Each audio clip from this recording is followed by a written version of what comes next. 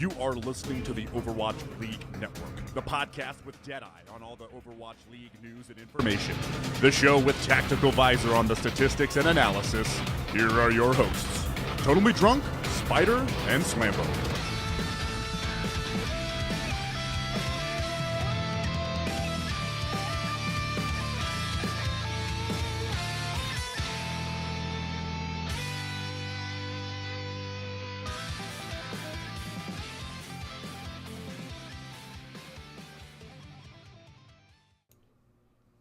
What is up, guys, and welcome back to Overwatch League Network, the podcast with Deadeye on all the latest Overwatch League news, information, and esports analysis. I am your host, Totally Drunk, and tonight on episode 59, we're going to go around the league discussing the latest Overwatch League news, share our thoughts on the latest roster updates and additions, and of course, take a look at the final two expansion franchise reveals that dropped here, over the weekend and even earlier today. But before we can do that and get into the news and introduce you to my co-hosts, I just want to take a moment to thank everyone who is hanging out with us for our live show tonight on Twitch, and thank all of our repeat listeners out there. Of course, as always, I do have someone with me here tonight to help break everything down, back with us yet again for 2 weeks in a row. Looking to set that new record on the opposite end of the spectrum. We have my soulmate, Slambo, and Slambo, man, there's been a lot of stuff going on in the past week. A little bit of an expansion in regards to the network with the recall. We got our boys in Overwatch League officially. Things are happening at a frantic speed, and maybe this is a sign that we will have a little bit of a lull moving forward. But for now, how are you doing tonight, brother? Well, I guess I should start up by saying, what's up, nerd? And I'll follow it up by saying I'm doing very well. All things considered, I helped my sister move for the last 24 hours, and I'm quite under the weather still. Last week was the start of it, and today I am still dealing with this cold that just won't go away. It's like a roller coaster, Totem. It's up and down and up and down. I think I'm good. I think I'm past it, and then sure enough, it's back. So it's been really irritating. Usually my Sunday would be filled with catching up on Overwatch news and dealing with this deluge of information that we're getting. But quite the contrary, I've been very disconnected. I did a lot of my show prep as quickly as I could this week, and I mean, gosh, there was a ton of news. So I think we should just, jump right into it. That is fine with me. As you guys can tell, Spider is not with us tonight. He, too, is under the weather. He got strucken? I don't know. Don't correct my grammar. One of those two. One of them is right. We're not even in close proximity to each other, right? It's not like I got him sick. He's on the East Coast and I'm on the West Coast. So, I want anyone telling us that I got him sick or nothing. No. Basically, everyone in his household was sick, and Spider got, a little bit arrogant, a little overconfident, thinking, oh, I dodged a bullet, and then it snuck up on him today. So he is not with us tonight, but I know he's doing, a little bit of stuff for our YouTube while he tries to get some rest. And by that, I mean, he's technically only, he's uploading the stuff. He's just waiting for it to format, all that good stuff. So we'll have a little bit more stuff with Recall on our YouTube. But let's jump right into the thick of things, Lambo, because as we have said, there is quite a bit going on this past week. So first up, let's talk about the Paris Eternal, who had teased that they had made another addition to their roster, which at the time, this is a full EU roster. Well, they have added the flex support Gray, and Gray is a Portuguese player who previously had played for GG Esports Academy, the now defunct, Houston Outlaws Academy team. And before that, he was on a number of different EU teams. He was on Bench Boys. He was also with Laser Kittens for a time there, and also Cloud9 back when they had multiple rosters. They had an EU group and another team signed to the roster. One of them did good, the other one did not. That's besides the point. But this is a flex support player who is best known for his Zenyatta play, but he does incorporate that Ana role in as a support. And if you need a flex DPS, he also plays a lot of Sombra as well. So, there's another layer to his playstyle. And, he'll be looking to compete for, really just like playing time against Hip, who is the other flex support on this Eternal roster. And, this sign-in is actually like the first Portuguese player in Overwatch League. And I have to say, like, going from GGEA to playing for Paris in the Overwatch League, that is a pretty huge upgrade. It took me a second, Totem, to even register that. But once it landed, brother, boy, did that plane come in smooth. That was amazing. That was awesome. Well played. I think this is a good signing. When you want to be a part of an Overwatch League roster, I think having depth on your hero lineup is essential. So right now, him being able to really kind of main support or kind of be that fill support as well as be able to play the Sombra, I think really is part of the reason why he was signed to this team. So I am not anticipating that Goats is going anywhere, 3-3 is going anywhere, but I think one of the characters that I really potentially see helping to shut down Goats and has had some success is that Sombra. So that's definitely someone who you want in your lineup, or you want someone who's comfortable with Sombra in your lineup. So I think it's a good pickup. And I believe not only is he Portuguese, Totem, I think he's the first Portuguese player in the Overwatch League. And also he was a part of possibly one of the worst Overwatch team names of all time, Chicken Ranch Pizza. For a very, very short moment, he had a stint on Chicken Ranch Pizza. Totem, that's a terrible name, and I object to it. And that's mostly the Dayquil talking, but I object to it. I honestly blocked that out of my memory, Slambo, that I didn't even have it in my notes. Like, that's how bad it was. Like, I erased it. And I'm not looking back at this point, but now that I'm in the know, now I just can't get it out of my head. So thank you for that. But, this is not the only expansion team that has been making moves. Really, a lot of teams have made moves this week. So let's talk a little bit about those defiant Canadians up there in Toronto who have officially finalized their roster. So the Defiant have added Asher and Roki to the team. And Asher is one of 3 different players on the Defiant roster that has Overwatch League experience. He had played for the Gladiators last season, where he had played Hitscan for the team, and the majority of his playtime with the Gladiators kind of came at the start of the season. Roki was the main support, who had played for X6 Gaming. This was back in Contenders Korea Season 1, back when X6 Gaming had won the championship, which was, the first one of this year. He would later go on to join Seven, another Contenders Korea team, and that was back in, Contenders Trial from this year, and, they did okay, but, Seven, obviously, they kind of got, merged with X6 Gaming, really, here. So the move means that the Defiants will have 8 players at the start of the season for Season 2, all of which hail from Korea. Really not that big of a surprise, and they're not the only, Canadian team that went that direction, which we'll talk about later, but it does give them an additional support and an additional DPS player for this Defiant lineup.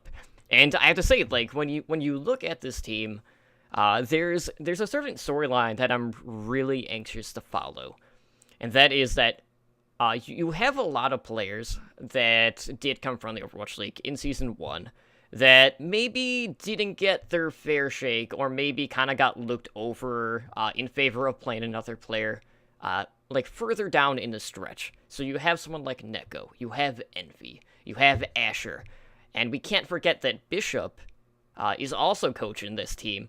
So this is kind of a really good opportunity for these players and for Bishop to prove the naysayers wrong. So I am very invested in it, but at the end of the day, I feel like having that Overwatch League experience kind of throughout at least half of this lineup is going to do them fairly well. I can't agree more. I think if you remember last week, I for some reason had a grudge with the World Cup experience, and I kept calling it out. But to the opposite, I feel like a lot of Overwatch League experience helps, and certainly a blended approach with the players that were kind of spread out across different rosters. And bringing those shared perspectives in is going to be very valuable to players that are just starting in the Overwatch League. So definitely a good crew. I mean, Roki certainly an interesting, and you need some depth on your lineup no matter what. I mean, very rarely things like injuries do happen, wrist injuries and things like that. So good to have depth there in the support line. But Asher is a player that I believe still has a huge upside and has potential to do a lot of great things within this league still. And I believe kind of will play with something to prove, if you will. And just based on his play style, I know traditionally we've seen him with a lot of hit scans, some McCree. I would expect him to be one of the best Ashe players kind of early on, as long as Ashe is even meta worthy before she's buffed into overpowered or nerfed into oblivion, whichever it happens. I'm interested to see, but I feel like that's a player that, forgive me, that's a character that I feel like Asher will synergize with. I mean, Sorry. I mean, the name of the hero is in his name, so it only seems fitting.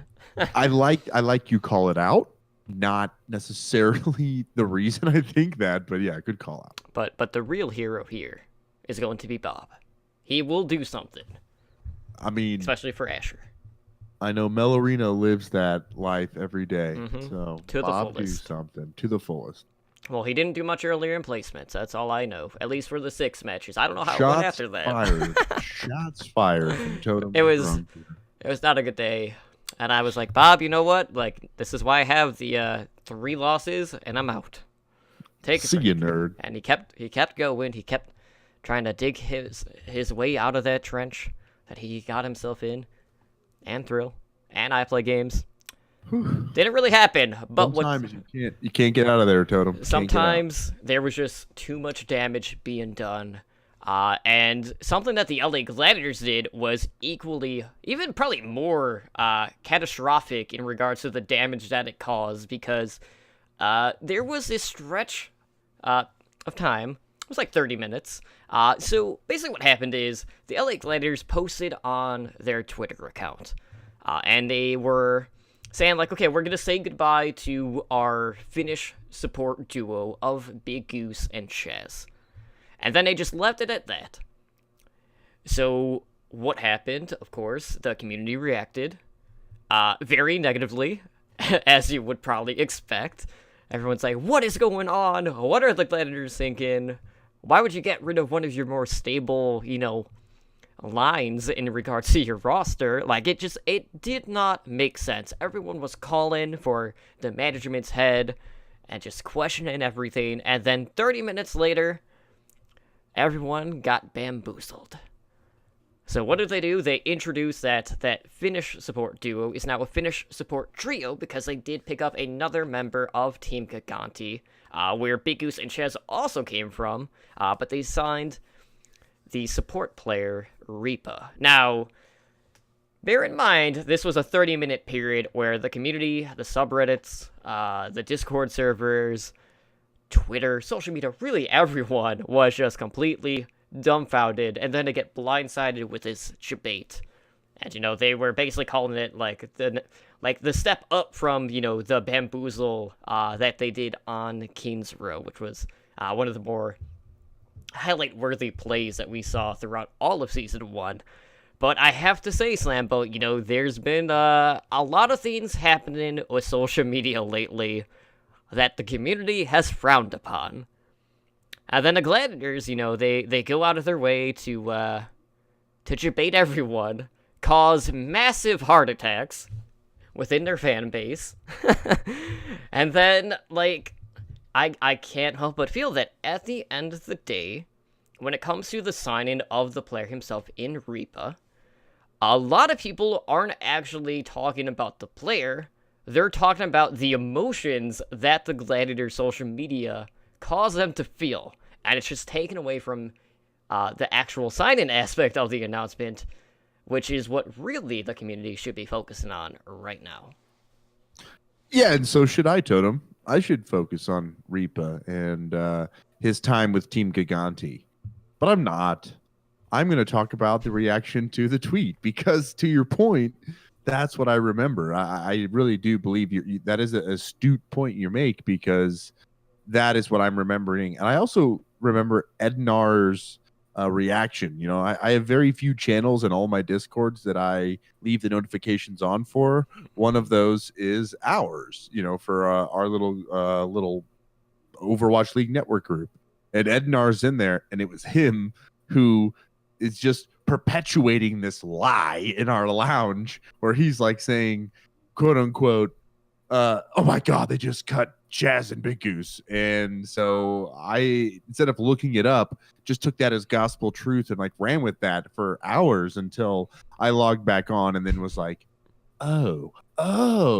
But I was working, so I really wasn't paying attention, you know, live. So I was just, that moment lasted way too long for me. So that's, again, Totem, well, I think it sticks on my ribs more than anything. But, excuse me, regardless, Reaper is really going to fill out that support lineup. I feel like his Moira is also something that is going to benefit the team. Moira being really more prevalent than she's been in a long time, especially with this 3-3, you know, / goats lineup that we've kind of trend that we've seen been going on. The Moira really has her place. So I certainly feel like neither players, Big Goose or Shaz, stood out on Moira at all. Not that she was really around during a ton of season 1, meaning in the meta. But I certainly feel like you just need the most support heroes that your players are comfortable with on your roster in order to be successful, just to kind of be able to be fluid and shift with the meta. When a new map comes out, you may just see one hero be favored over the other. So his Ana play, his Moira play will certainly fit in very well with a couple of really strong support players already, and they'll coach him up. They'll make sure he's Overwatch League ready, right? They've got a ton of experience, and they'll just, you know, be able to speak on that Finnish cultural level too. Yeah, the Moira play was definitely something that I was going to bring up too. So really for Reaper, like he covers basically all the flex supports. Usually like it's usually like Zenyatta and Ana paired together, but he actually plays all three. But his Moira has actually been the one that has impressed me the most. And this is a player that a lot of the time ends up duoing with the Fran on stream and competitive. And really, and every time I turn around when it comes to the EU ladder, Reaper is always holding down one of the top spots, and he's very consistent with doing that. So this is an awesome sign, and I love that they kind of like kept Gigante together in that sense with the support line, which is pretty cool. And you know, Morphins, you know, it's a pretty strong country in Overwatch. So no, it is. And sorry, Totem. Can I just say one really pointless tangential thing that has no impact on the conversation very much? Absolutely. His name sounds like a really angry guy from the northeast of the United States. Hey, this guy's playing Reaper. This guy over here is playing Reaper. Okay, right? That's what his name sounds like to me. Again, I told you it had no impact or meaning. I'm sorry to interrupt, but it was necessary. I'll shut up now. Well, I mean, really, the only time that would happen is if death walks among you. But moving on, you know, someone else that is getting quite a bit of attention is in contenders right now, and this is a pretty big deal for a lot of reasons. And you know, normally we don't cover contenders, and we're gonna do it on this one because I'm really happy for this player and, you know, for this team in particular. So the Uprising Academy have added some extra firepower to their roster by signing former Brazil gaming house, which is now base tryhards, DPS player Klaus. Now, this move makes Klaus the first South American player to compete in Contenders North America, and it's also the first signing of a South American player on an academy team. So this is a player who is a flex DPS. He plays Tracer. We've seen him on Genji, Farah, and of course as Flex, he plays Brigida. It's just the nature of the game right now. And he's played for some other pretty big South American teams. He was on Karma, which would eventually become Isurus Gaming. And then he joined Brazil Gaming House towards the start of the current season that we are in. Now, unfortunately, he didn't join Brazil Gaming House until Season 3. So he was not there to, win the championship with BGH in Season 1 and Season 2. And for those that haven't followed the South American contender scene, Base Tryhards, or BGH, which is what they were known as prior, are still holding things down. They're 2-0 right now after 2 weeks. They haven't dropped a single map yet. And really, they just have run shot through literally every team that has stood in their path for quite some time. But, South America is a scene that is still growing. It's I think the easiest region to compare it to is probably Australia, because they're another group that's slowly starting to gain some traction, but there's not a huge LAN environment in South America. And even to this day, with what little we've seen out of Klaus in regards to just overall games being played, he's had a major impact despite playing on 200 MS. So, I don't know if he plans on moving to North America, but if that's the case, I can only imagine the impact he's going to have. But for South America to get, a little bit more exposure, not just for Klaus, but just for the region as a whole, this could open up the door for more opportunities for other players from that region, and maybe some of these lesser represented regions as well. So I'm really excited for this, and I'll be following Uprising Academy more so just due to Klaus's involvement with the team now. Certainly, I think that's the biggest thing to draw from this is he can certainly be the bridge that really opens the world's eyes to some of the potential that we have in the South American scene. So that is really the kind of thing that I would like to highlight the most. But besides that, I mean, I really haven't seen Klaus play a ton. I really don't even remember him being on that World Cup team from, I think the first World Cup. I don't think he was part of the second one for Argentina. But interesting, again, for the aspect of being the bridge, but he needs to perform, right? If you want that to happen, if there needs to be a compelling reason for us to kind of look at the South American scene, we definitely need to use Klaus's success to help us get there. So, a little bit on his shoulders, but I think he comes from a great team, a good pedigree in that region. He'll bring a very flexible lineup and have an opportunity to really shine, I think, in the North American scene. So, with that being said, guys, it's important to note that when it comes to contenders, Broadcast.gg are doing a lot of English casting for the other regions. That includes South America. And, if you want to learn more about the South American scene, you could always listen to the last interview we had on Overwatch Recall with one of the casters from South America, that being RKT, which was released early today. So go check that out. That was a good time. And, moving forward, show a little bit more love to Path to Pro. There are still a lot of regions that aren't necessarily getting the limelight as opposed to, some regions that have, a vast majority of the academy teams. Just saying. There's a lot of talent out there that just doesn't get the recognition that they deserve. So if we can shine a little bit of light on South America, that would be fantastic. And having a South American player in NA contenders will definitely help with that.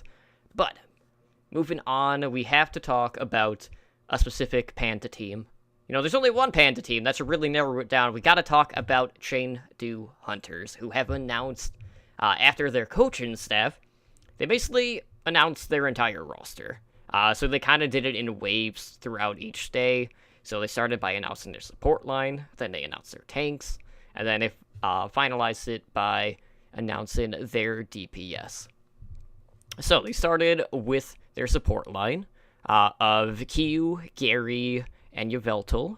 So Q was on Team CC. That is the Shanghai Dragons Academy team over in Contenders, China. Gary played for Lucky Future, which is a sister team of Lucky Future Zenith. Yveltal had played for Lingon Esports, another Chinese team.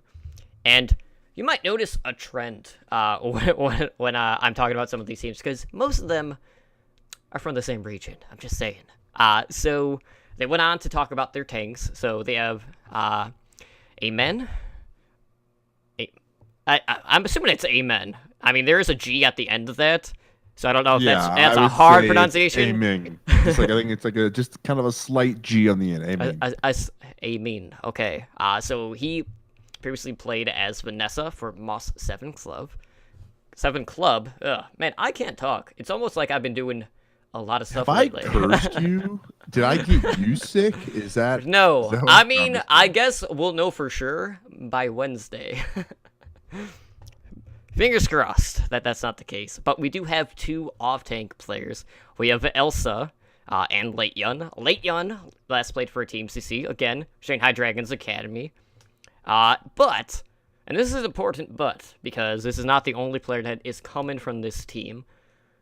Previously, he also played for the Chinese powerhouse that was Miraculous Youngster back in 2017. We'll have more on that here in just a second. Elsa played for Lingon Esports in both Contenders China seasons. And then, rounding out that roster, they have 3 players on the DPS core. They have Jimu, who had played for Moss 7 Club. You got Bacon Jack, who last played for Flash Wolves, who were the Pacific champions back in 2017. And there he also played under the Chengdu assistant coach, Ray. And then after that, like, he kind of took a little bit of a break from Overwatch and hasn't played competitively since December of 2017. And then rounding out that roster, you have Yang Zhao Lon, who also played on a pro team. Last played in, I think it was 2017 as well. And he was also a DPS player from Miraculous Youngster. Now, there was also a pretty well-known name that was attached to this team, who was at one point signed to the Chengdu Hunters, and that was Silk Thread. You know, he'd been strongly rumored to be on the team, and he did confirm that he had signed with the Hunters, but he'd worked with the team to terminate his contract due to him retiring from Overwatch. So that was kind of like a side note, but all of the players that are on this roster speak Mandarin. And, Chengdu is really the only team in Overwatch League that has more than 2 Chinese players on their roster. So when you look at the grand scheme of things, you have Bacon Jack, who is Taiwanese, if I'm not mistaken, because he played in Pacific. Correct. He's kind of the odd man out in that situation. So for the most part, this is a mostly full Chinese team. So, you got a little bit more of the national pride on the line. And then you also kind of have, that little story kind of like going back to pre-Overwatch League, where the community was very upset with Shanghai Dragons management in the fact that you had this powerhouse team, a Miraculous Youngster, who were absolutely crushing Chinese teams, Korean teams, that got completely snubbed. And yes, part of that was just due to their age. Part of it was just the management corruption or whatever the heck was going on behind the scenes. But you have components of that team here. And, if this team performs, it's just going to be one of those moments where the community's just like, I told you so. Don't sleep on them. But, there are a few reasons to be concerned just due to the fact that you have some players that haven't competed professionally in over a year. And, that could impact this team pretty great, especially towards the start of the season. I mean, it's too early to even say it or to even think it, but I'm going to say it and think it anyway. But this is very shades of Shanghai Dragons right now. There's something about a certain synergy or stubbornness they're trying to embrace. I mean, some might argue Paris Eternal is kind of going the same direction, keeping a very European roster for the sake of some kind of language synergy or some kind of cultural synergy. Again, maybe these experiments work out, but if we look at season one, it definitely didn't work out for Shanghai, and they were blowing that roster up 2 stages in. So I certainly think that there's potential for some of that here. That all being said, I do like the approach they took in assembling the roster, and I do think there is a nice balance here of character roster. If anything else, they have a nice blend of kind of especially for the support and the tank lineup in particular. Is I feel like they're going to have a good mix to cover most of their bases when it comes to the roster. And DPS wise, one name that stood out to me, Totem, out of all of them, was Yang Xiaolong. I feel like he's someone that we've seen do really well in the past, and he's had a ton of experience amongst many different layers of Overwatch, not just or really, I'm sorry, not very many layers of Overwatch, really just within Miraculous Youngster, just within the Chinese scene, but he's had a lot of experience nonetheless.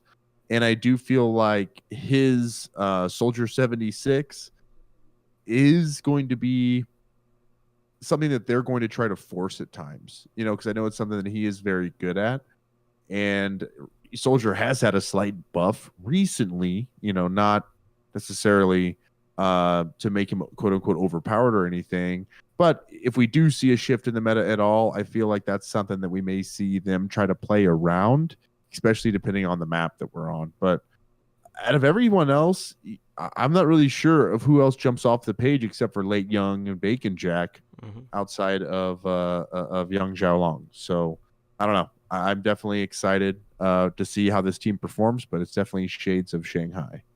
Yeah, it's really hard to kind of like escape that feeling. I know like they want to feel like China's getting represented. Because like outside of that, like you might have one or two Chinese players on some of the expansion teams. But for the most part, it's been an influx of more talent coming out of Korea, and out of EU especially, just due to Paris. So I'm very anxious about it. Like, I would definitely feel more confident if Silk Thread was still linked to this team. But that's not the case anymore. So it's kind of like bumped him down a couple of notches for me so far. So at some point, like, we'll probably all sit down and kind of do like our like maybe like our expansion team rankings before we do like preseason rankings, which will be further down the line. But sure. Like out of the majority of the expansion teams, I'm very conflicted with this one, more so than some of the others. So I hope that this doesn't come back to bite them in the butt. There's a lot of things to kind of think about in regards to just players that are on this roster that haven't been playing Overwatch, or just players that went to play PUBG. And I hope for the Miraculous Youngster players that they're able to show up when they need it. So I wish them nothing but the best. And if we see McCree, I'll be happy, because China is known mostly for the McCree play when it comes to hit scan. But you already brought up Yun Xiaolong's Soldier 76, and it's hard to say if we'll see that, just because, like, for the most part, when I think of Soldier, at least right now,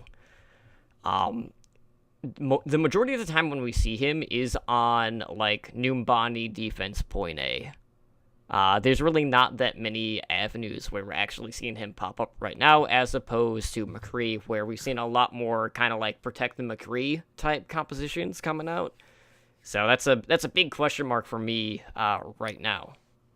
No, definitely. And that's why I say, like, the meta has to shift. There has to be some changes. But if at all he becomes relevant, I just feel like that's something that team will play around. P.S. I do still feel like he has his place on Hollywood, but that's just not based on any, like, playtime evidence. It's just like when I play Overwatch, I still feel like Soldier sitting on top of Cafe still feels really nice. Absolutely. So next up, let's talk a little bit about a pretty big deal that was struck earlier today.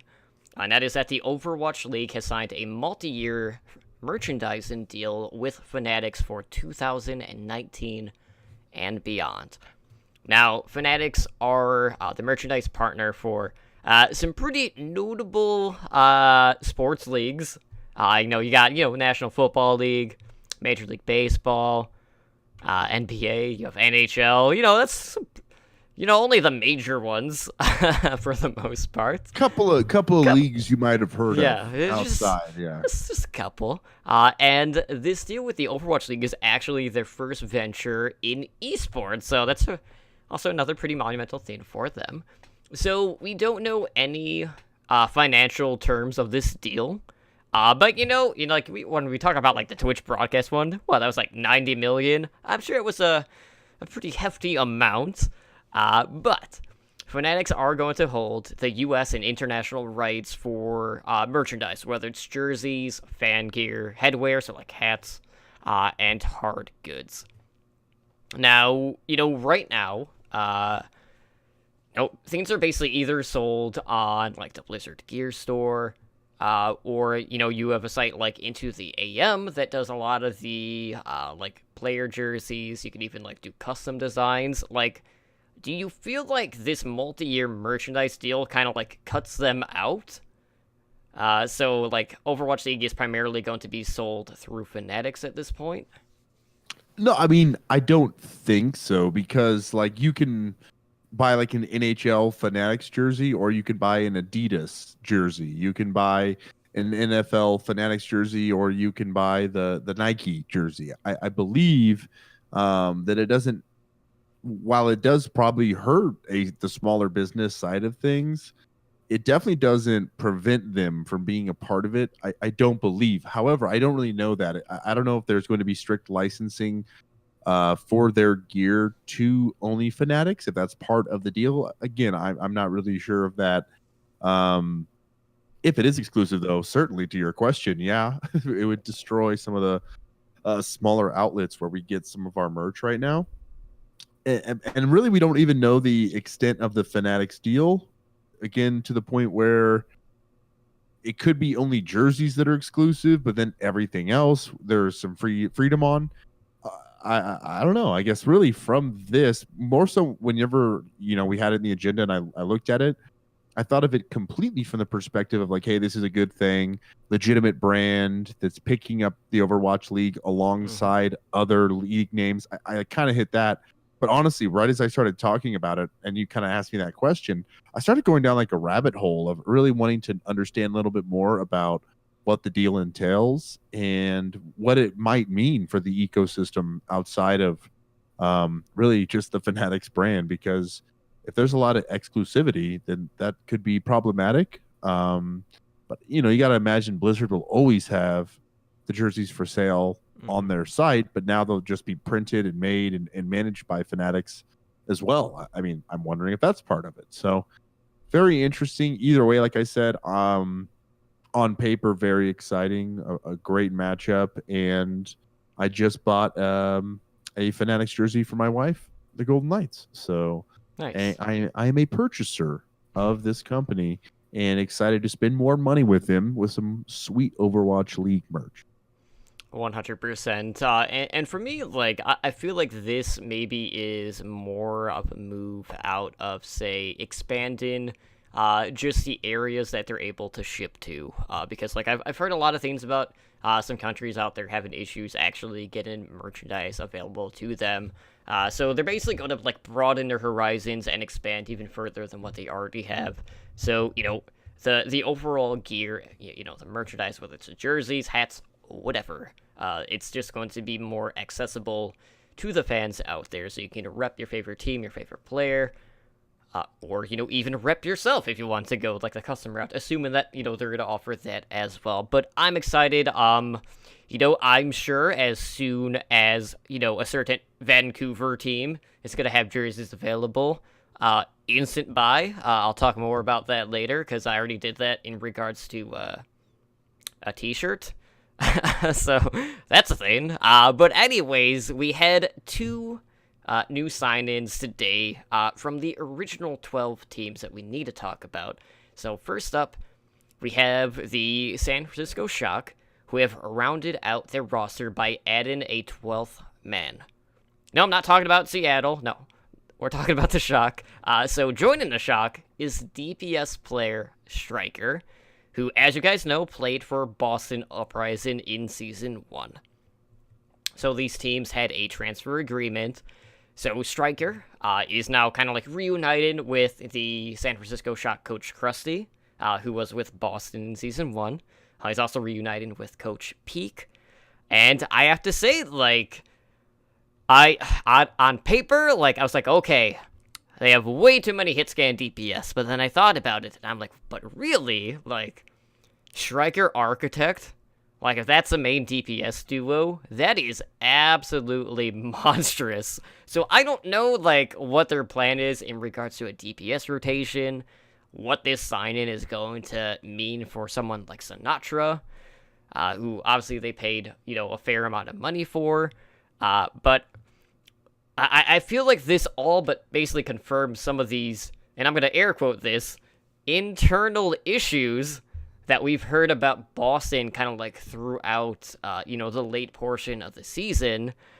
So if that is true, like, I'm glad at least Striker is kind of like out of that environment, so he's able to maybe flourish more as a player. But Striker was always just one of those guys, like, when he was playing, like, he wears his emotions on his sleeve, and you could tell, like, when he had a very strong game or strong performance, that I'm not gonna say, like, he was, like, shaken up by it, but, like, you could tell, like, that raw emotion whenever he was on the stage. So this is a pretty big sign-in, and, for me, like, it's just another question mark of how someone like the Shock are going to kind of, like, fit into pieces here, because in Season 1, they definitely kind of had an issue with finding the spots for their DPS to really maximize their potential. But Striker, I feel like, is a different case just due to his raw talent.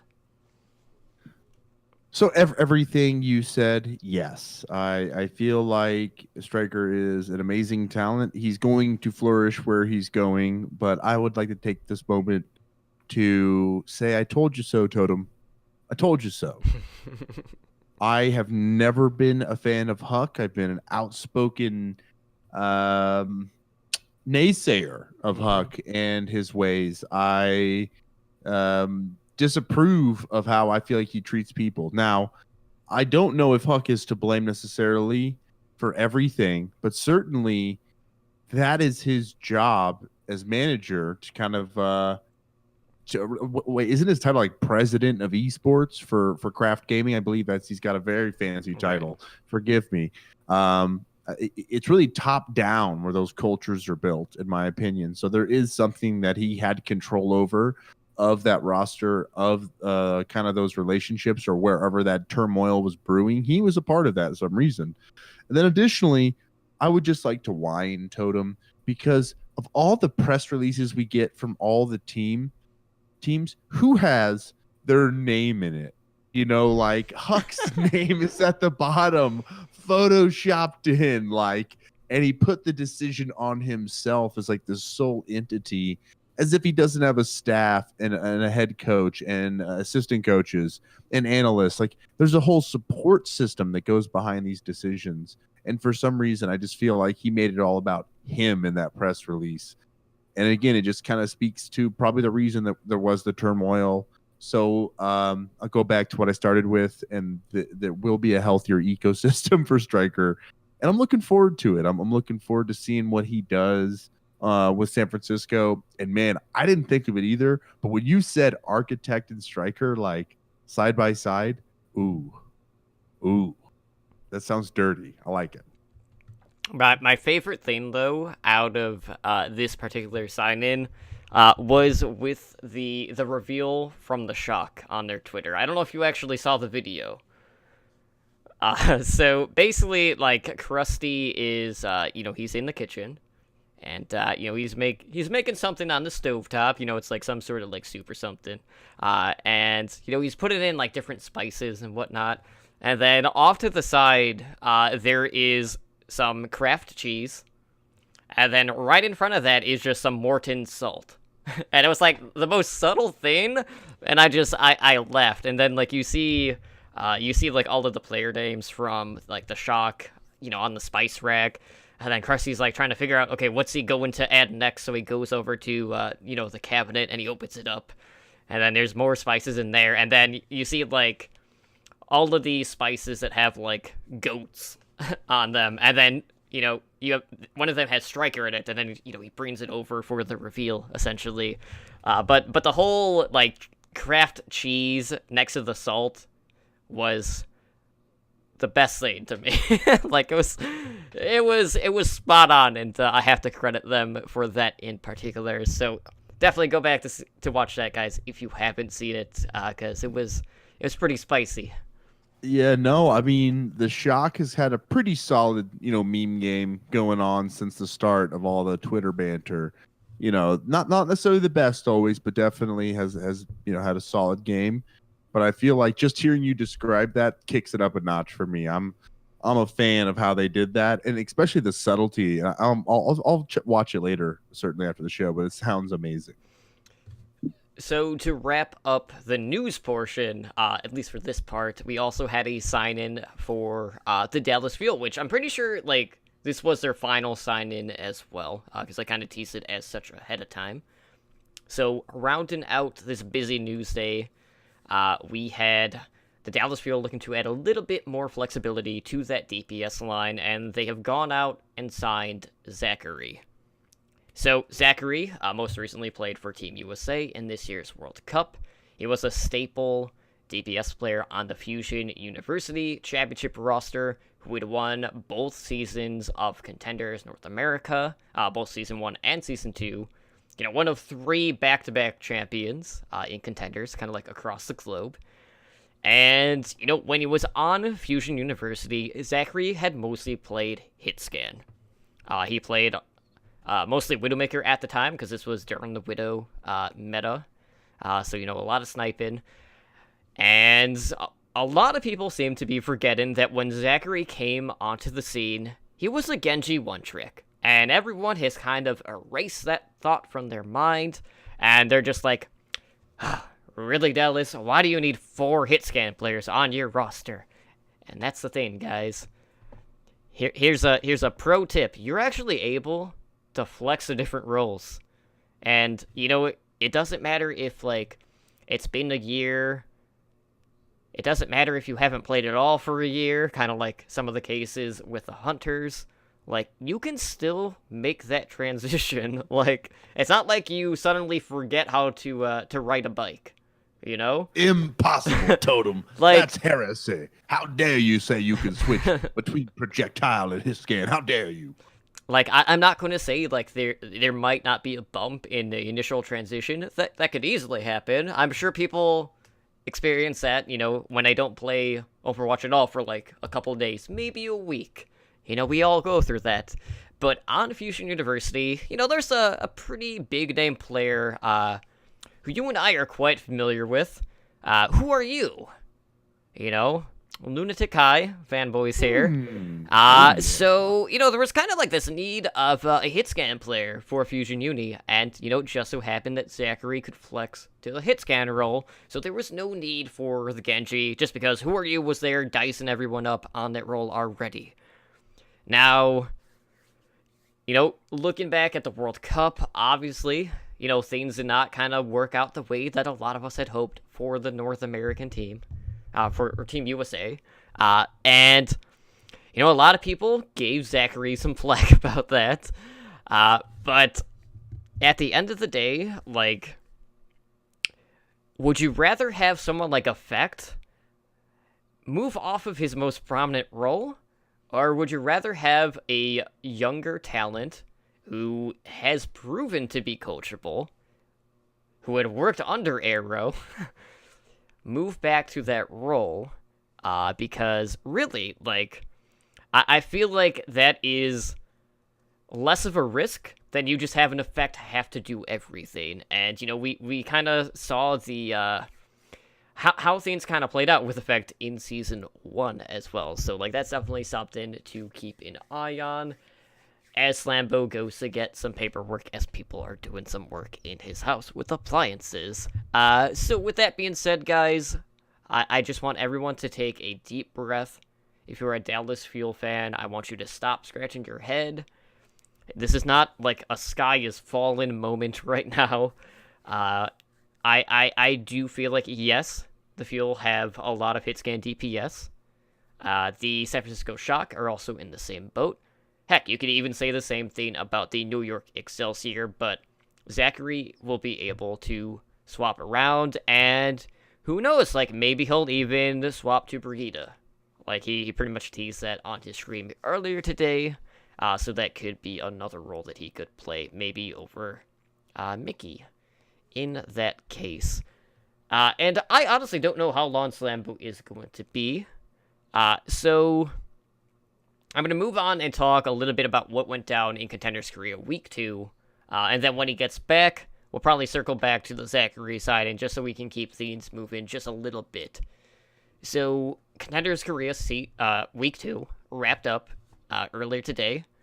So, in Week 2, Day 1, we saw Kondu Panthera defeat Meta Athena 3-1, which was followed by Runaway defeating WGS Armament 3-1. On Day 2, we saw Geekstar defeat O2 Team 4-0, and then Element Mysic defeated Genji Esports 4-0. So the Dynasty Academy team not off to a good start so far. And then to wrap up the week, on Day 3, we saw GC Busan Wave defeat Team Stormquake 3-1, which Stormquake is Kaiser's Trials team that he's on. And then we also saw MVP Space defeat Blossom 4-0. So, after 2 weeks in Contenders Korea, we currently have 5 different teams that are 2-0. You have MVP Space, who have not dropped a single map as of yet. Runaway off to a pretty hot start. They've gone 7-1-0. You have Element Mysic, who have also only dropped 1 map out of 8. And then you have GC Busan Wave, who are 7-1-1, with Kondu Panthera with their revamped roster after getting poached for the 2nd straight season, with a 6-3-0 map start. So things are definitely shaping up already. And, it's very unfortunate that Genji Esports have been off to a pretty rough start. But they also drew 2 of the bigger name teams in their group, which did not help matters in regards to that. So Slambo's still not back, guys. So this is kind of awkward. Do I move on? Do we just wait, twiddle our thumbs? I don't know. I could just move on to the main discussion and talk about the 2 new expansion franchises that were revealed over these past few days. So we'll do that, and maybe we'll circle back. So, we had the Washington, D.C. expansion team drop their franchise reveal earlier today. And, it felt like it's been ages since the majority of the expansion franchise logos had been leaked. Outside of Vancouver. Vancouver was the exception, and they were the only one to not get leaked ahead of time, in regards to this specific one. So basically what happened is, the Overwatch League mobile app had leaked pretty much all of the expansion franchises, as Slambo returns to grace us with his presence. So Slambo, I have jumped ahead a little bit. I touched up on Zachary. I already talked about Contenders Korea, so let's circle back really quick. Okay. To the Zachary sign-in, what were your thoughts? Were you in the category of confusion with a majority of the community in the sense that you were 4 hit scan DPS, really?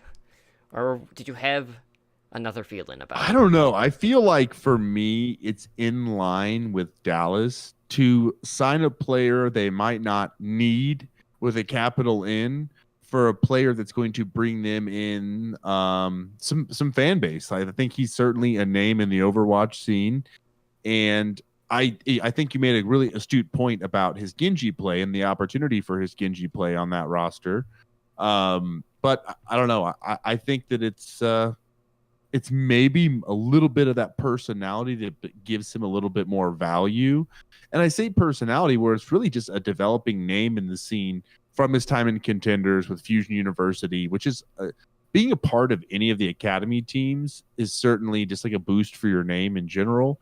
But then being on the World Cup roster certainly just compounded that, even if it wasn't the best World Cup outing for the U.S. this year, him being a part of that. So, I'm not as probably as hype as other people are, but I can see the potential of the signing and certainly feel like he fits right in with Dallas. I feel like his hair alone, he's a wild child and he belongs on that Dallas Fuel roster.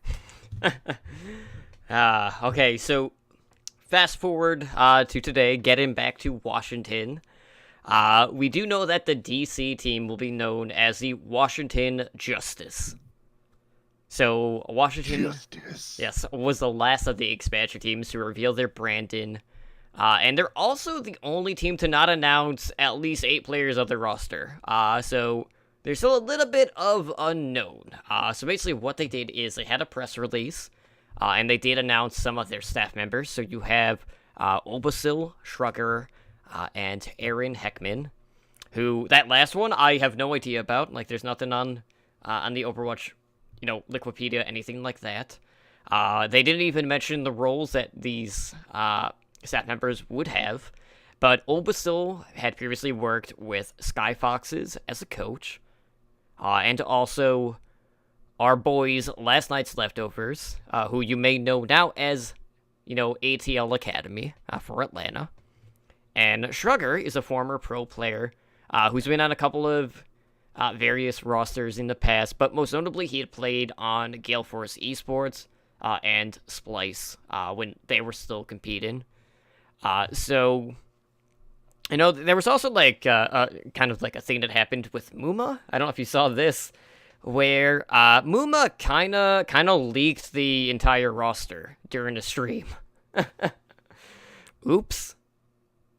Yeah, that's I did see that. No, I didn't follow it real time. I kind of read it after the fact, and I actually did not spend that much time reading the actual leak itself, but I did hear about the fact that it happened. So I don't want to actually cover the players on a leak. I'd rather wait for it to be official, because we've heard some similar names to what was leaked, and even some names beyond that. So we'll circle. We'll get back to this probably next week, as soon as, some of the announcements start to roll in, which realistically should probably be spread out throughout the week. I mean, that's how a lot of the teams have been doing it. But we have the Washington Justice. We have, the red, white, and blue. We have America's team. Basically the Cowboys of the NFL, NFL coming to the Overwatch League, essentially. And we have, this shield emblem, which is borderline Captain America. Now, merchandise has already been released, except for a shield. Why didn't they just come out of the gate with it? Because something like that is going to sell like hotcakes. Yeah, I can't agree more. I had a note here that was just missed Captain America opportunity. I feel like there's a little bit more synergy that needs to be developed. And a shield just makes sense, Totem. I don't know why that didn't happen yet, but I certainly think you're going to see a lot of fans coming up with versions of their own. Probably at home games when we have their home stadium, they're going to have a whole bunch of shields printed out for people to hold up and stuff. But the hashtag Shields Up moniker is taken, so we're going to need a much more patriotic USA chant version of a hashtag. I can't wait to see what that's going to be. Justice is served is kind of what they started with. That's not going to stay. It's not going to stay. Don't like it. It's lame. For me to you as a friend and as your co-host, you need to relax on the whole America's team thing. What are you talking about? All right, just because it's red, white, and blue and based in our nation's capital, just relax, okay? America's team comes from a cultural phenomenon and a following. It doesn't come from a name and the place where the team is, okay? So we don't know who America's team is yet. It's too early, but it's probably Dallas Fuel. Anyway, moving forward.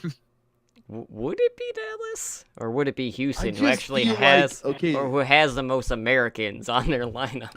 but like to me, like America's team is like one of the most popular teams, the team that America follows, and I feel like the Fuel meets that criteria fairly well, just in viewership numbers. And I also gauge that totem on the insane spectrum of their fans, and most of their fans are between a 7 and a 10 on the insane spectrum. Is that fair? I think it's fair. Because it includes Bob and Spider.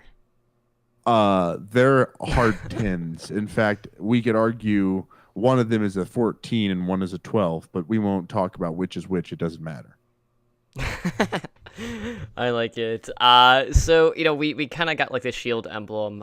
They kind of like worked in, the red, white, and blue. They also have like a W for Washington, and like the middle part of that W, is very reminiscent of, monuments in Washington, D.C., which I thought was a pretty nice nod. But really, like, I want to talk about the hashtag. Basically, when I think of justice, you think of two things. You either think of the Justice League, or I'm trying to remember what the reference is from. But, like, I just remember something, and it might have been from Batman. I don't remember, but all I can think of is, when they hunger for justice. So I can't tell you the reference, but I'm Googling Fury. we need to know What this. was it? It's just hunger for justice. Or hungry for justice. It's one of the two. But we'll get back to that. We'll figure it out. But absolutely 100%. We need shields. We need shields. I think, regardless of whatever the hunger for justice, or justice is being served, and I was hungry, but now that I'm served, I am no longer hungry for justice. Regardless of all that, I just feel like if you could go ahead and start manufacturing a massive amount of Washington Justice shields, you're going to make a lot of money right away.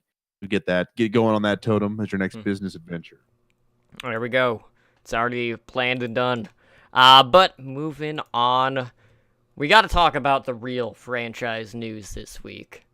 And, I am disappointed. I'm not disappointed. I'm upset that, Spider isn't here with us tonight to fanboy with us about this particular Brandon.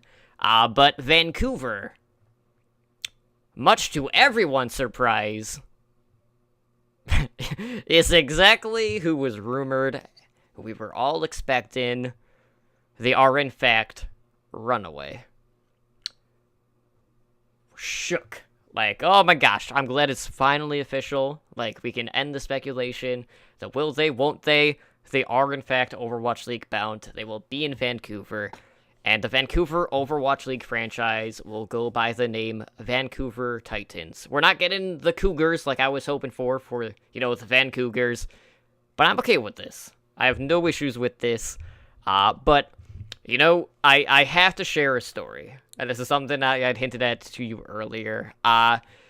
So, one of my good friends, who is a Vancouver native, Malkari, who does the On The Point Overwatch talk show every Sundays at high noon PST, cheap plug, which is also on the BLive official Twitch channel. I gotta throw that in too. She kind of did something a little bit devious, I would say. Maybe not devious, something that I would put her in the box of shame for. So, when Vancouver made their announcement and they revealed their social media, you might have noticed that their handle had an underscore at the tail end of it. Well, it turns out that Malkari had taken the name that they were going to use, like, right before this happened. Because she was planning on doing, like, a blog site, because she's a Vancouver native, and she was going to be following her, her home team and all of that. So she basically, like, messaged me immediately, and I trolled her for 24 hours about this. Like, I told her, you know what, Malk, you need to go up to the team mom go talk to Flower Vin. You need to apologize immediately. I don't think that happened, but like I could sense the remorse from Melkari when she told me this, and it was just like a nonstop like thread of me sending gifts to Melkari that were either like, you know what you did, or I know what you did, things of that nature, and I haven't let her live it down yet. But we do have an update because we do know that the Titans kind of like redid their social media, so, you know, that guilt has been lifted off of her shoulders, but I just thought I would share that, so, like, it was just like, I can't believe you right now, like, you need to go sit in the corner. It was one of those moments, and I haven't felt that way about something that Overwatch League related with a friend in quite some time, so that was the thing that happened. Well, it was a fantastic story, and if your goal was for me, for me to hate Malkari, the mission accomplished. And I haven't even met Malkari, but I'll certainly start off with hate at this point, because how dare you interfere with anything that impacts Flower Vin's day? This is going to impact Flower Vin's day, and I'm not happy about it. All right, and I know you said that everything is redone, so I should feel fine, but I don't feel fine. I feel uncomfortable, and I'm glad you barraged her with gifts all day long. It's well-deserved, well-played, Totem, and in fact, if you could just go ahead and give me her number, I will start sending gifts that will just layer on the guilt even more. That is my plan. In all seriousness, to kind of take this to a different tangential route, I'm pretty happy with the branding here. I definitely... On paper, if you would have said it's gonna be a Yeti, I'd be like, "What? We're gonna go squatching afterwards? Me and Bobo gonna hang out in the woods?" I think I'd almost would have been jokey about it, but the way everything's just kind of coming off with the color scheme, the logo, and the name, I feel pretty happy with how everything turned out. How about you? I know like the Titans name, and you know, a little bit of the color scheme was kind of like leaked ahead of time. And at the time, like, I was just like, I wasn't like blown away by it, but like with those leaked images, like they're never like the greatest quality. And then when they posted that initial tease on Twitter, when I saw that blue and that more like neon-esque green, I was completely on board. And then we actually saw what the skins look like, and I was just I was amazed by how good it looks. So much to the point that I immediately went to a specific website, Vanbase, which is a Canada, merchandise website for Vancouver teams, and purchased one of the blue t-shirts that they did have. And of course, everything was like in Canadian in terms of the currency. So with shipping, to get something from the store to me was like $31. And I didn't care. Like, I was going to support this team from day one. So as soon as I saw merch, had to grab something. So I did. Hopefully, it won't take too long to get here. That's so out of character for you, Totem. Right? You usually don't just pour money into the things you love. No, not at all. But at the end of the day, like, I'm so happy that, it's just official now. We got Runaway, but we just don't have Runaway, but they also added on the Element Mystic Flex support Repel. So, right. That's another big thing. So, going back to the logo real quick, it is a Yeti, or Bigfoot in this case. It has that kind of like drawn from the Pacific Northwest, because, Bigfoot is native to that area. Allegedly. Allegedly. Depending on what you want to believe. I mean, he also really likes beef jerky. Preferably Jacklings. Hey, man. That is a corporate machine trying to tell you a story about Bigfoot, trying to weave a narrative. Okay? And we all know Bigfoot is not into Jack Links. He's definitely into turkey jerky. Anyway, continue. But, I mean, I could always weave in more Jack Links talk if they want to sponsor us. I'm just saying, like, we could make that happen. Oh, okay. And this talk has been sponsored to you by Jack Links. You can check them out at jacklinks.com. You can write us at OWLN Show. Okay, I'm just kidding. So, on top of that, we also had some news in regards to the staff members. We do know that Harsha joins the team after serving as an analyst for the San Francisco Shock. And with the Titans, he'll be an assistant coach. So that's pretty cool. But Runaway, this has been a team that we have followed for quite some time. And they are coming off of a first-place finish in Contenders Korea Season 2 when they defeated Kaldu Panthera in an epic 8-map grand finals, which, I mean, still to this day, I could talk about that series any time of the day. It was just that good. Yep. It's one of arguably one of the best of all time. Easily top 3 all-time Overwatch series for me. I would say easily top 2, and I can't even think of what the other one is, so let's call it number 1. Fair enough. So with this team, we have the DPS lineup of Haxel, Hureg, Su, and Stitch.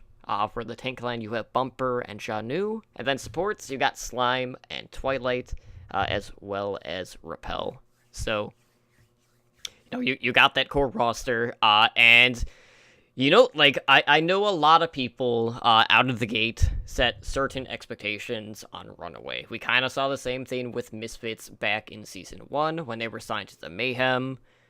Same case with GC Busan and Kaldu Panthera with London Spitfire, and also with Seoul Dynasty.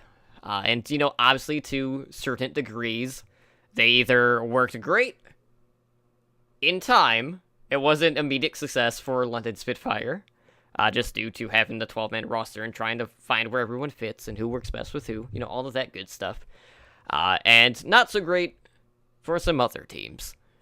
So, do you feel like I'm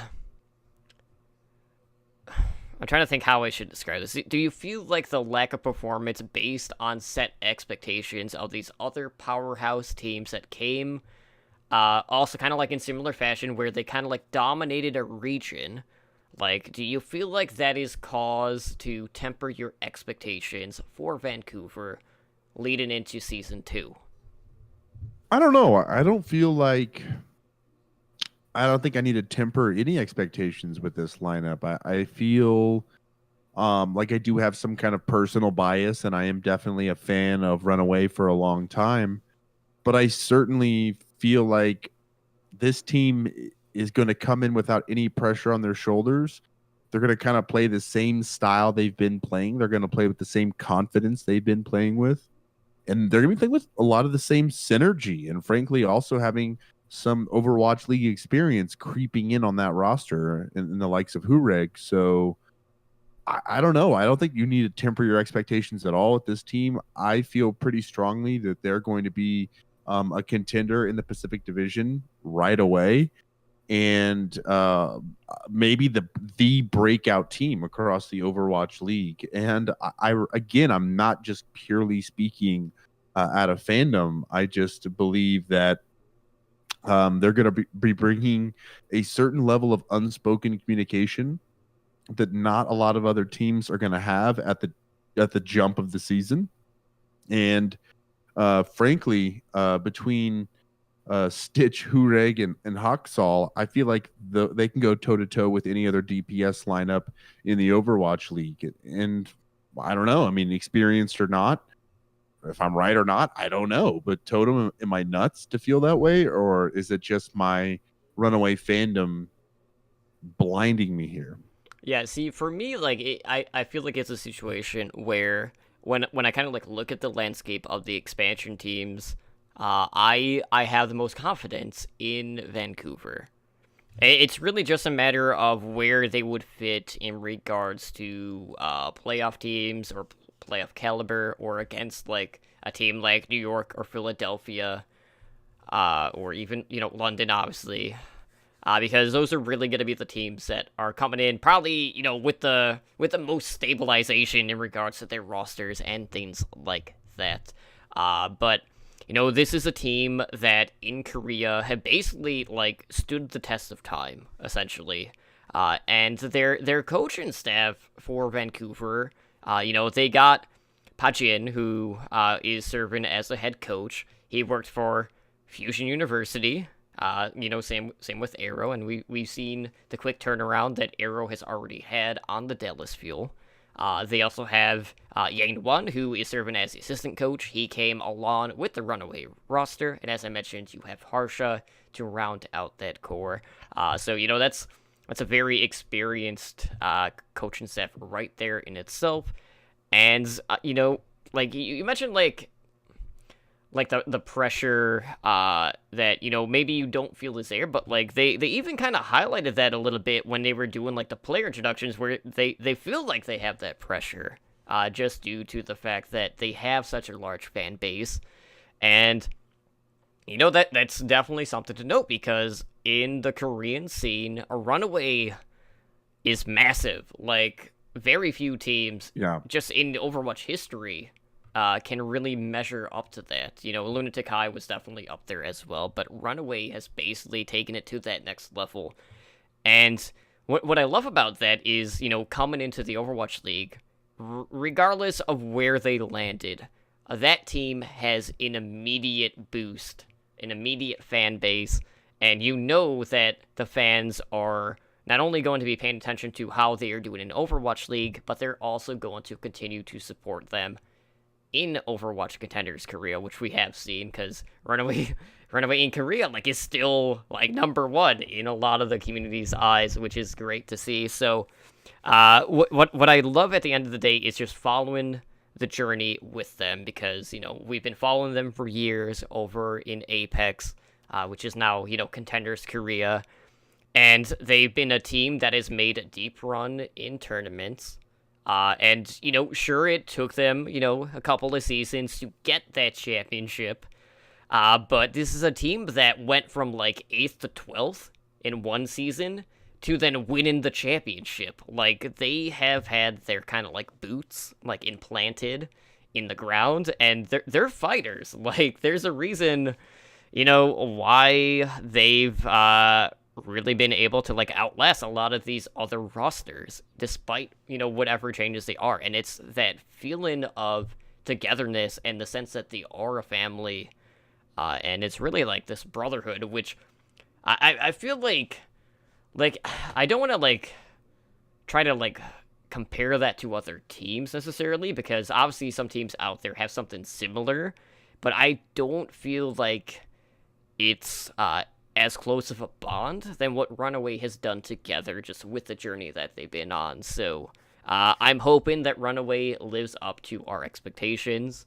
I hope that they are going to do very well. We're feeling pretty good about this team, and I'm just really excited to rock that Titans merch whenever that does get here. And as soon as those jerseys go up, that is an immediate buy for me. So I am definitely a fan. I'll continue to support, our boys in Seoul. But I love the fact that, we get to see these teams that we've really grown up with in Overwatch esports, and continue to cheer for them as they venture off into the Overwatch League. So it's still surreal, just knowing that Runaway is making that jump up. I'll tell you how surreal it is to me, is that it's never even been a question that I'm a soulmate and Seoul's my team, until Vancouver popped up, and I'm still going to stick true to my soul, and I'm not going to trade colors or anything. But I've also been the type of guy that's never even thought about buying another team's jersey or buying another person's colors. I'm very loyal, and it's very hard to not just want to be a part of it. So I definitely, that's how surreal it is that I want to buy a Vancouver jersey. It's just interesting to me to even want to even look at another team, but there's history here, man. There's an unspoken bond, and those pink jumpers, I mean, they represent something more than Overwatch to me, more than a competitive team. It's definitely the story that we've followed for a long time with that. It doesn't matter who's on that roster, or if someone left, these players all left Runaway. Me and you will always see them as part of that Runaway lore in this era, regardless of what happens. So I think that's certainly kind of a beautiful sentiment in a way, but goddamn, is it confusing. Yeah, and something else I also want to note on is, they did the reveal at the Canucks game when they were facing the Dallas Stars, and I don't know if that was necessarily like the best place to do it, but of course, like the team has very strong connections to the Canucks ownership group. But like they had like an event there at like one of the bars within the arena, so they did like a meet and greet, things like that. They had exclusive merchandise there. But I wanted to touch up on the videos that they aired with the like player introductions and things like that. My only gripe was the fact that they used a lot of the same like music and a lot of the same background in regards to the videos. But my God, was the production on those phenomenal, and it really highlighted the players a lot better than a lot of the other teams that we have seen. Like a lot of the other teams are like showing like clips of play and like like frag videos essentially. They haven't really like brought the players like to the camera per se. But you really got to know a lot about the team and just see that bond that they have, and it really came through in the video. So my hat is off. Not that I have one on right now, but my hat is off to the Titans with just the quality of the content that they did produce during this reveal for this event. Certainly, I think the you nailed it. I mean, every note I had on those videos, was perfect. But continuing the hype train for me, and I cannot tell you, as now we've kind of got to this point where all the brands have been revealed. It's something we've been kind of waiting for. Yes, we had this leak that we pretty much knew. After a couple of them came out, we knew all the leaks were pretty real. But it certainly just feels like we finally got to that point. Once we knew there was expansion teams, we went from like 4 to 6 to 8. Like we just kept growing. I could not wait till we got to this point. And now that we're here, to be honest with you, all I can think about is the start of season 2. And in particular, I want to see the debut of this Vancouver roster. I would love to see the schedule. I cannot wait to see who they go up against first. But if it's divisional, it's going to be huge. And I cannot freaking wait to see this these guys go toe-to-toe with actually Seoul. That sounds fun. Let's go, dude. Yeah, and another one is like I would love to see the former Runaway roster go up against Condup and they're like, come on, like that Vancouver London game would be absolutely phenomenal. But at the end of the day, we are fans for life when it comes to this roster. There's no denying that. As is Spider, who was not with us tonight. So when he is back next week, we'll definitely probably talk about Runaway again. Just so, he could get, all of his emotions out on camera to talk about on the podcast about, just the overall news for Runaway being in Overwatch League, just because we all are in the same boat with this team and have followed them for quite some time. But with that being said, guys, we're going to close it out for tonight. So if you guys want to help us out, the best way to do that is to leave us a positive review over on iTunes. We're always looking for ways to improve the show, so if there's anything with like the production, or if you want to see us talk or hear us talk about like a certain topic, we're always open ears. I'm an open book. If you even want to learn a little bit more about some of the behind the scenes stuff, I'm here for you guys. So just reach out if you guys want to talk. We do have Overwatch Recall, which has seen a couple of changes here within the past week. So this is our podcast directory first. So every Sunday, we release the latest Overwatch content, whether it is general Overwatch, Overwatch esports, whether it's Overwatch League or Path to Pro. So every Sunday night, we release episodic listings of all that content. And we've also kind of restructured the release schedule for Overwatch Recall. And this is very important because we've basically expanded releases. So initially we were one release every 2 weeks. That's not happening anymore. Now we are releasing on Monday, on Wednesday, and on Friday with our interview series. So I basically I've been talking to content creators, not just Overwatch podcasters. So whether you're a streamer, whether you do work with YouTube on your channel for Overwatch, whether you're an esports writer or journalist, whether you're a caster, coach, as long as you're, doing content for Overwatch, I would love to sit down and chat with you guys and interview you for Overwatch Recall. And moving forward, maybe that means on Sundays, when I release the episodic listings, maybe I do a 10 to 15 minute news from the past week episode. I'm still trying to hammer out how I want to do that because right now it's a very fine balancing act. And I've already got a couple interviews up on that feed.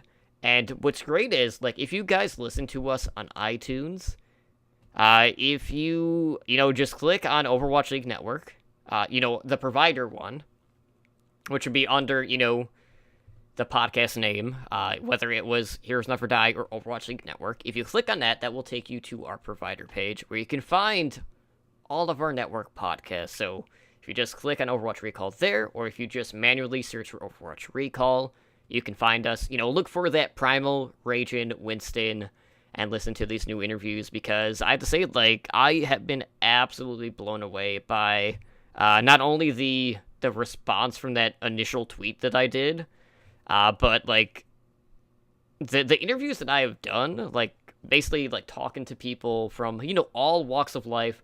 I just talked to RKT, who's one of the Contenders casters. I've talked to other podcasters, even coaches, and seeing talking a little bit about player mentality.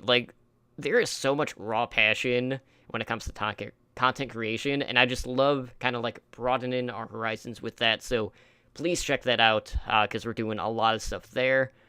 And that was a mouthful, but Slambo, we have a number of ways where our listeners can get a hold of us and our podcast network. So why don't you let them know where they can find us? You know what? Even though you had a mouthful, Totem, I think I will follow it up with another mouthful of my own. Where can you find us? Toss us an email, contact@owlnshow.com. Our Twitter and Instagram are both at OWLN Show.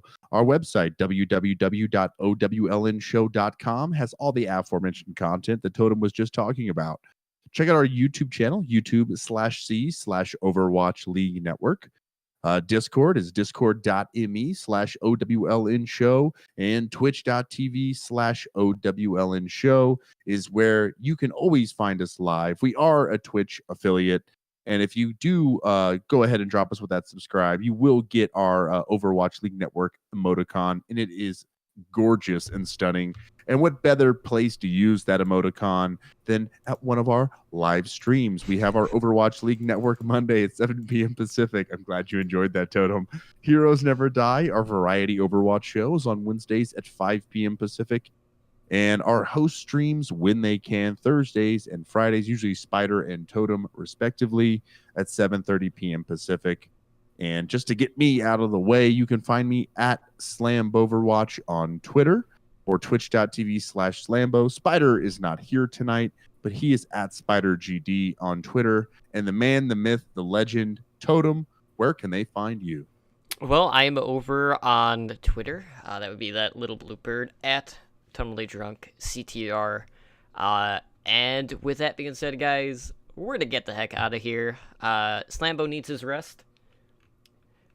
And as do I, because it's been a pretty busy week with content creation. So again, this has been Overwatch League Network, episode number 59. I am your host, Totally Drunk, joined by my co-host Slambo, and we will see you guys back hopefully on Wednesday night for the next episode of Heroes Never Die. Guys, have a good night.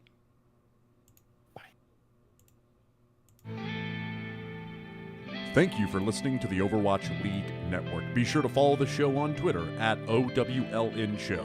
The theme music for OWLN is the main theme and victory theme guitar remix by Michael Mack.